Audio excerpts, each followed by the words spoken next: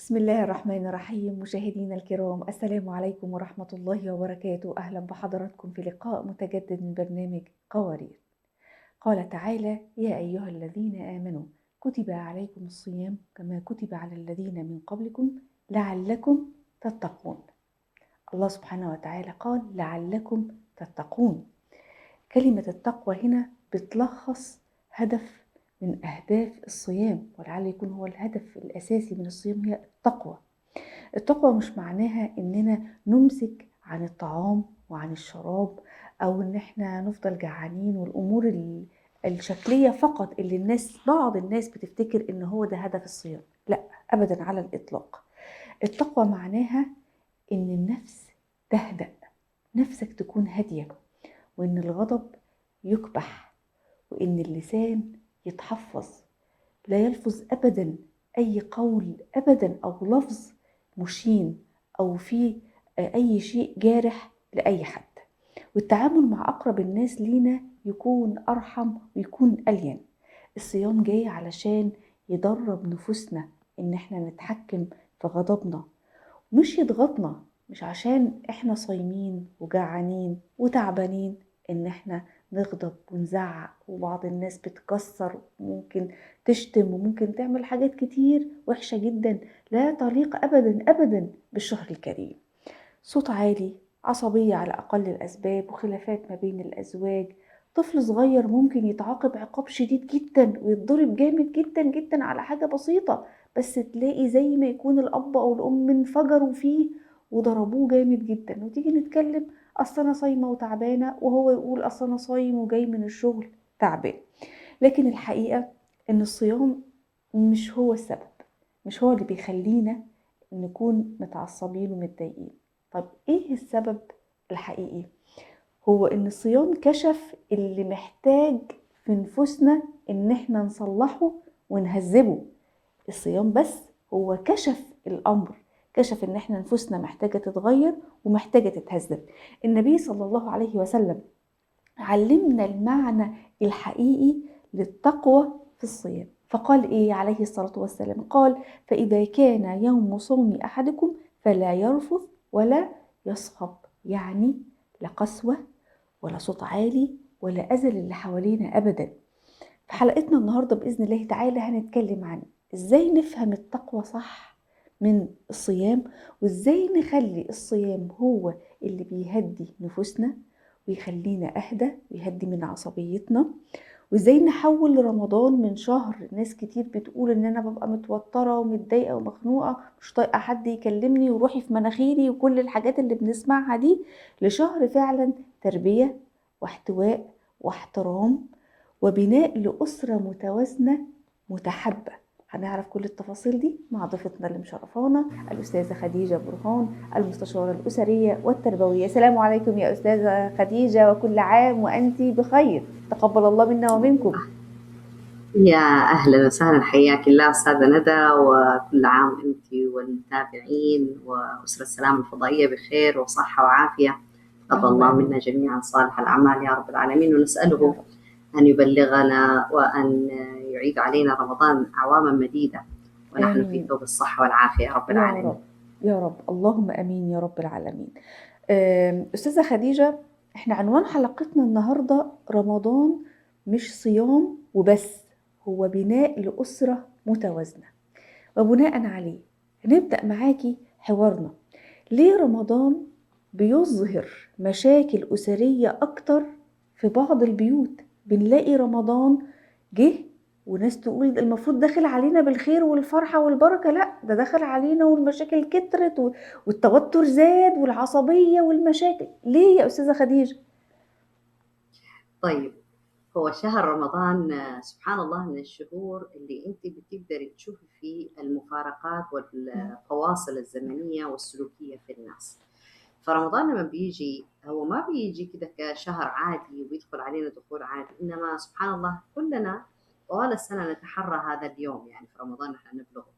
في رمضان دائما بيصير فيه تغيير كامل لطبيعة الحياة تبعنا، مم. بيغير نظام يومنا، بيغير موضوع الأكل والشرب والنوم، مم. مسألة الطاقة والمجهود اللي احنا بنبذله، الفعاليات اللي احنا بنقوم فيها في الأيام العادية أو في الشهور العادية بتختلف تماما من جوهرها، من خلال الجوهر نفسه بتتغير في رمضان تمام، تاخذ اتجاه آخر أو منحى آخر وشكل آخر تماما يعني. فهنا لما بيجي رمضان ما بيكون فقط مسألة صيام يعني أو انقطاع عن الطعام والشراب فقط، إنما هو بيصير فيه زي ما نقول إيش هو تغيير جذري من الداخل إلى الخارج. لذلك كثير من البيوت تدخل في تحدي شديد جدا ويستغربوا يعني إيش فينا إحنا في رمضان، إيش اللي قاعد يصير في رمضان. فلازم يكون الإنسان واعي إنه رمضان ما هو مسألة إحنا بنمتنع عن الأكل والشرب، إنما حياتنا كلها من الداخل للخارج شئنا أو أبينا تتغير، وما هي تغيير مثلا فردي أنا وإنتي وبس، لا الناس كلها بالمجموع كلهم بيتغير حياتهم، بس هم ما هم مدركين حجم التغيير. لذلك يجلسوا في الإرباك والقلق والتوتر هذا اللي احنا دائما نشوفه في كل سنة في رمضان. بالتأكيد. طيب أستاذة خديجة، في بعض الأخطاء الأسرية اللي بتتكرر كل رمضان، والأزواج يقولوا إحنا إن شاء الله هنحاول نتفادى الأخطاء دي رمضان الجاي علشان ما تحصلش مشكلة، ونلاقيهم دخلوا رمضان اللي جاي اللي هم قالوا عليه وبرضه بيكرروا نفس المشاكل، وبتبقى مشاكل معروفة كده وليها عناوين أساسية ورئيسية. فقولوا لنا إيه هي أبرز المشاكل أو أبرز الأخطاء اللي بيرتكبها الزوجين في شهر رمضان وبينتج عنها ان بيبوظوا على نفسهم الشهر وبيتخانقوا وبيحصل مشاكل كتير جدا. أول شيء عندنا زي ما حضرتك ذكرتي إن هم دائما بيعطوا نفسهم الوعود والعهود إنه رمضان هذه السنة أو السنة الجاية راح يكون مختلف تماما. هم عندهم تصور مثالي عن رمضان. لو تسألي أي أحد يقول هذا الكلام إيش تصورك عن رمضان، ما في تصور ترى ذهني واضح، يعني الصورة غير واضحة تماما، فقط إنه حيكون مختلف. طب فين المختلف؟ هيختلف في إيش؟ في الوجبات ولا في الأكل ولا في الشرب ولا في سلوكياتنا ولا في ممارساتنا ولا في روتيننا ولا في إيش بالضبط اللي هيختلف، يعني إيش اللي هيتغير. فالوضوح هنا مهم جدا. ليش؟ لأنه حتى ما نكون إحنا عندنا صورة مثالية لما نريد أن نكون عليه، في حين أن المؤهلات والقدرات مختلفة تماما عن هذا التصور. طبعا بيصير إيش؟ عملية تصادم قاعد يصير بين ما نريده وما نأمله وما نستطيعه. هذه إشكالية. الشيء الثاني، الكثير من الأمهات والنساء في البيوت تتحمل كل الأدوار دفعة واحدة في شهر واحد، وليس يعني في طول السنة، في شهر واحد تشيل هم البيت والأولاد والعبادة والعزائم والدعوات هلكانة، يعني تبقى هلكانة. أيوة.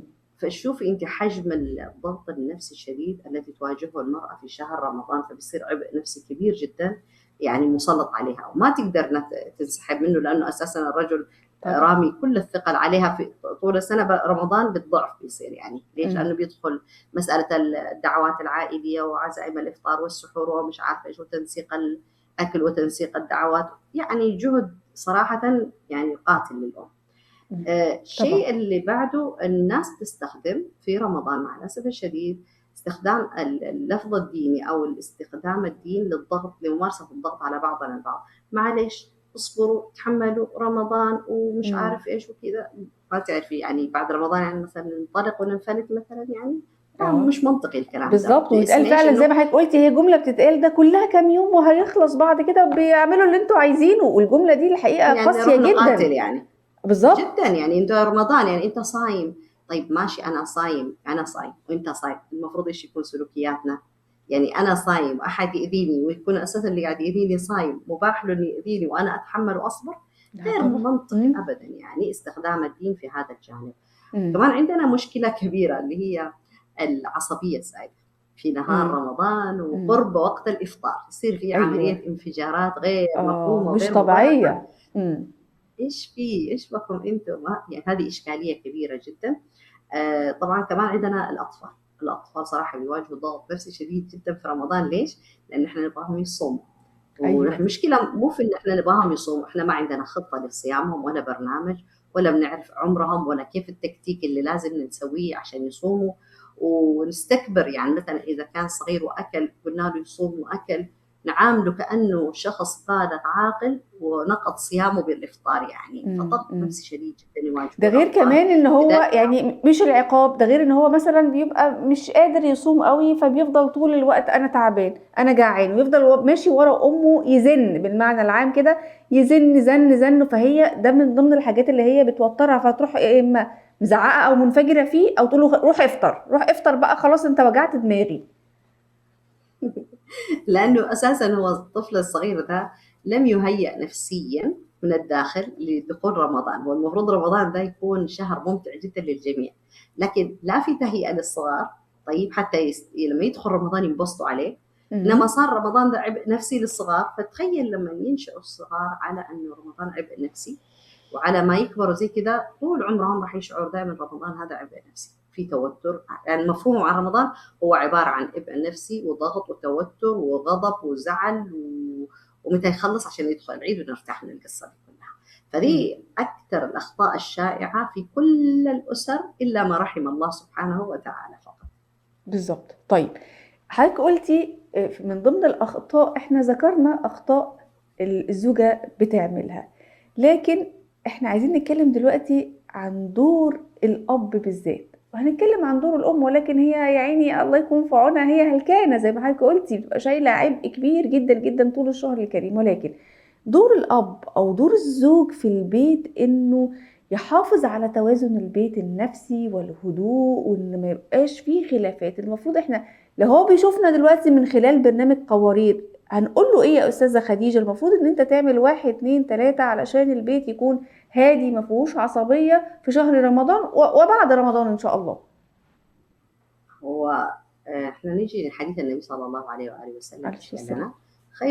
خيركم لأهلي وأنا خيركم لأهلي. امم الخيرية ما هي إنه أنا أجيب المقاضي وأغراض رمضان ونطبخ. الخيرية ما هي كده، هذه خيرية محدودة جدا حسب المفهوم البسيط يعني. الخيرية هو إنه أنا أشارك في البيت مشاركة حقيقية وفعالة، بمعنى إني أنا مشاركتي ومساعدتي في البيت لازم يكون لها أثر إنها بتخفف الضغط النفسي والجسدي ايوه. والعقلي على المرأة وعلى أهل البيت. فالرجل امم اليوم لما يشارك في البيت، سواء بالكلمة الطيبة، سواء بالدعم والتشجيع، سواء بتحمل جانب الأطفال، يعني يخفف على الأم من هذا الجانب، مثلا يوعيهم ويعلمهم، يكون في ساعة في النهار كذا الأب يجلس ايوه يعلم أولاده وتجلس المرأة. بالظبط. ترى هذا ينعكس بشكل جيد جدا على طاقة البيت، يعني إنه امم رب البيت هذا اللي يسوي هذه الجلسة هذه اللطيفة في رمضان، امم يعني هو بيجمعهم. لأنه البيت هذا أو الأسرة هي عبارة عن نظام. ما هي الأم ليست شخص واحد، لا هي ما هي الأم ولا هي الأب، هم اثنين، لكن هذا البيت كله يدار من خلالهم هم الاثنين، من خلال توزيع الأدوار. فتخيل لو الأب يشارك بشكل بسيط مثلا في جلسة مثلا في نهار رمضان، الأم حتحس إنه هي قاعد تستفيد وما قاعد يروح عليها كل الخير والعبادة والطاعة والقربات في المطبخ، لأنه في وقت للعائلة. طبعا طبعا. الأبناء بيتربوا أشياء كثيرة جدا من خلال الأب، مو الأم، من خلال الأب هو لما يسوي هذا البرنامج. طيب حتى لو قراءة صفحة من القرآن الكريم مشاركة مع بعض، أو أنهم مثلا يختموا كلهم مع بعض في جلسة واحدة مثلا في برنامج معين، فهنا مهم جدا. كمان الأب يقدر يشارك من خلال سلوكياته. امم تخيلي إحنا بنقول في نهار رمضان في الغضب شديد جدا، يعني بسبب قلة الأكل، انخفاض السكر، طبعا لأي سبب من طبعا. الأسباب يعني. مم. تخيلي لو الأب ماسك نفسه وكان هو القدوة في السيطرة على غضبه أو نفسه، فصار عنده ضبط لنفسه وهادئ، إيش حينعكس هذا؟ ينعكس على أهل البيت كلهم. يعني لو قلت لي اليوم بالتأكيد. الأم هذا أو الأب أبناء هادئين والأب دائما متنفس، حتلاقي إنه نرفزته راح تأثر عليهم، يبدأوا هم كمان يتنرفزوا. وهو مم. نفس الشيء لو ظل عنده ضبط لنفسه وهادئ جدا، حينعكس هدوء على بيته. طبعا بالإضافة قلنا إحنا الكلمة الطيبة للمرأة تصنع فرق كبير جدا. يعني الله يعطيك الصحة والعافية، كتر مم. خيرك والله في بالظبط نهار رمضان، طبعا، لك الكلمة أجرنا بتلين نحن القلب. الصائمين. أيوة، لك مم. أجرنا، هنا لما يذكرها إنه أجرنا لك أنت فطرتي صائم يعني. فالمرأة تتحمس، يعني عرفتي؟ طب إيش أشيل، إيش نحط السفرة، هي مثلا تسوي شيء هو يسوي شيء. الأبناء أصلا لما يشوفوا الأب جالس يعاون الأم ويقول كلمات لطيفة، حتلاقيهم يتنافسوا على هذا الفعل، على طول حيدخلوا في المود نفسه بالظبط ويبدأوا يشاركوا. بيقتدوا بيه. حتى لو ما يبغوا حيستحوا، يعني حيقول لهم يا ولد قوم سوي مش عارفه ايش. فهم خوفا من أبيهم حيقوموا بالمبادرة، فيخف كثير جدا على الأم، لأنه الأم إيش مشكلتها؟ ما هو في الشعور إنه ما قاعدة تحصل على الدعم النفسي والجسدي. يعني لو شالوا كاسات العصير هذه ودوها السفرة بيفرق معاها، لو قالوا طبعا لها شكرا الله يعطيك العافية، شكرا على الأكل اللذيذ بالظبط الفطور هذا بيهون اللي تعب عليها. كثير يعني. فشوفي تمام. دور الأب مم. له قليل لكنه والله مفعوله عميق جدا ومؤثر جدا. بالتأكيد بالتأكيد له أثر كبير. طيب الزوجة اللي بتشتكي إن زوجها عصبي جدا جدا في رمضان، وأقل حاجة بتعصبه وتنرفزه، ممكن لو حاجة جنبه يمسكها يكسرها ويزعق، وللأسف بيكسر الخاطر وبيتكلم بطريقة غير لائقة، ممكن يصدر منه بعض الكلمات الغير لائقة، ويعني بيضايق جدا جدا. طيب الزوجة دي بتقولك يا أستاذة خديجة أتعامل معاه إزاي خصوصا في رمضان؟ لان في ستات تقول لك انا ما بتحملش، هيزعق فيا انا كمان، انا عندي كرامه انا مش هسكت، انا يعني ببقى صعب عليا، انا بفوت له مره واتنين، لكن هو طول الشهر وطول اليوم زعيق زعيق. طب انا اعمل معاه ايه؟ طيب هذه إشكالية صراحة موجودة في كل البيوت، النساء مم. كلهم بيشتكوا نفس الشيء. اه. فاحنا ايش بنقول لهم دائما؟ بنقول لها يعني وسعي صدرك، حلي بالصبر، لانه قدرة الرجال على التحمل ما هي زي قدرة النساء على التحمل، خاصة إن إحنا نلاقي كثير من النساء مثلا هم أساسا بيصوموا اثنين وخميس وثلاثة أيام من كل شهر، فهم متمرنين، عرفتي كيف؟ مم. فلما مم. بيدخل رمضان العبء الوحيد هو الصراخ في البيت والدوشة هذه اللي اه. اه. بتزعجهم، مش صيام حد ذاته. فهنا بنقول لها احنا معلش تحملي شويه، طيب وسعي مم. صدرك وطيبي خاطره، قولي له معلش انا عارفه انه الصيام صعب ومش عارفه ايش، يعني كلمات كذا يعني متطبطبه. طيب هذا هو، ما يعني لا تخافي لا تتوتري، لازم تعرفي تفرقي بين انه هو اساسا الصيام الان مسبب له مشكله، ليش؟ لانه تغيير نمط مم. الاكل، السكر بينخفض، مم. واساسا كمان اذا كان هو طول السنه اساسا بيزعق وعصبي ومش عارف ايش، فالصيام بيجي بس بيتحداه. بيتحدى ايش اللي فيه؟ انه هو ما عنده قدره على التعامل مع الضغوطات. طيب انت ايش حتسوي اذا هو ما عنده قدره على التعامل؟ انت تمرني على التعامل مع هذا الضغط طب يا النفسي أستاذة من اجل خديجة، يا خاطر. أستاذة خديجة، إحنا دلوقتي القوارير ممكن تزعل مننا. طب أنا دلوقتي المفروض أحتويه وأوسع صدري وأتكلم بطريقة تانية ومعلش وأفوت بالمصري والكلام ده كله طب أنا مين يحتويني؟ أنا ما مين هو يراضيني؟ عشانها، أنا مين ما هو يكبر احنا بخاطري؟ ايوه ما هو صح كلام. احنا ليش بنقول كده؟ احنا اساسا بنقول كده هي بتنظر للمراه انه هو من اجل الرجل، لا مو من اجل الرجل، عشان خاطرك انت، عشان انت ما تزعلي. بس هي الفكره كده. استخدمي الاسلوب اللي يخليكي ما تنجري اللي هو حماوه الجوع والصيام والفوره هذه. استخدمي الاسلوب اللي يناسبك، لكن ما تنجري معاه. مثلا هو يزعق مثلا انت تزعقي، طب ايش صيامكم هذا؟ صيامكم ده انقطاع عن الطعام والشراب. الصيام جاي عشان يهذب الانفس، وطالما انت كامراه قررتي انك انت تهذبي نفسك وتتغيري، الله سبحانه وتعالى راح يختبرك من خلال مم. سلوك زوجك هذا كله. مم. فمعناه هذا امتحان لك انت، يا تنجحي فيه يا ما تنجحي فيه. اذا مم. نظرت المراه بهذه الكيفيه لسلوكيات الناس اللي حولها في شهر رمضان، صدقيني راح تخرج من شهر رمضان وهي انسانه مختلفه تماما.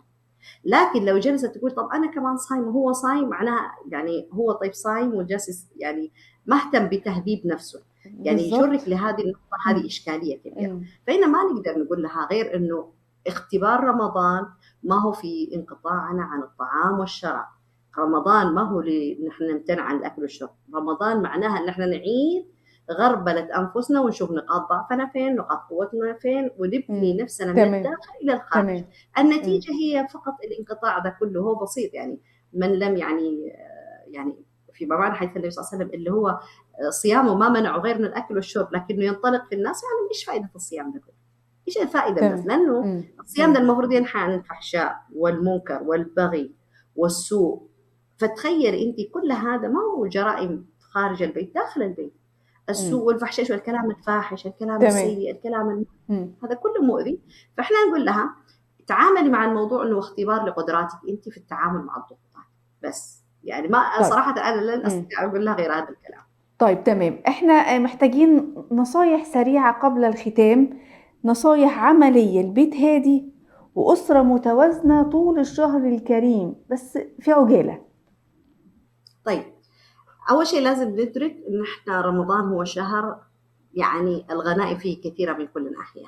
فمفهوم العبادة في رمضان أرجو أن الجميع يعني يحاول يصححه، ما هي مسألة نختم ونصلي تراويح ونصوم، ما هو كده. رمضان كله عبادة، يعني كلمة طيبة عبادة، الاحتواء هذا عبادة، الصبر عبادة. فرمضان مفهوم لازم نحن نحدد مفهومي أنا رمضان إيش حيكون بالنسبة لي، مم. عشان مم. أحصد نفس الثمار لما يخرج رمضان. إذا أنا ما عندي تصور عن رمضان الذي أريده في هذه السنة بالنسبة لي مم. أنا، مم. راح أخرج من رمضان هذا هو زي كل سنة من رمضان، ودائما حقول إيش السنة بالظبط. الجاية، ويا عالم من يعيش من يموت. فدعوة مني أنا أنه نحاول نتصور رمضان كيف راح يكون، مم. ونتخيل وندخل في التخيل هذا بقوة، ونعيش كل يوم إنه هو آخر يوم لي في شهر رمضان. يعني لا أبني إنه أنا حكمل 30 يوم، لا، كل مم. يوم هو آخر يوم، فأحسن فيه استغلاله والتعامل معه حتى أخرج من رمضان وأنا بإذن الله تعالى من المغفورين. يا رب، اللهم امين، اللهم امين. بشكر حضرتك في النهايه الاستاذه خديجه برهان، المستشاره الاسريه والتربويه واللايف كوتش، على وجودك معانا، شرفتينا ونورتينا. تقبل الله منا ومنكم، وكل عام وانتم بخير. الحقيقه رمضان هو فرصه اننا نعبد الله سبحانه وتعالى بقلوب مطمئنه وبقلوب هادئه، وانه ينعكس صيامنا رحمه بكل اللي حوالينا وباحبابنا وكل المقربين مننا، وهدوء في تعاملنا وسكينه بنشعر بيها، ونخلي اللي حوالينا كمان هم يشعروا بيها. رمضان مش جاي علشان الناس تتعصب أو يحصل بينهم وبين بعض مشاكل وخلافات. رمضان جاي علشان يهذب نفوسنا ويخلينا أفضل ويخلينا أحسن ويقربنا أكتر من رب العالمين. انتهت حلقتنا اليوم، وإلى أن نلقاكم نترككم في رعاية الله وأمنه. والسلام عليكم ورحمة الله وبركاته.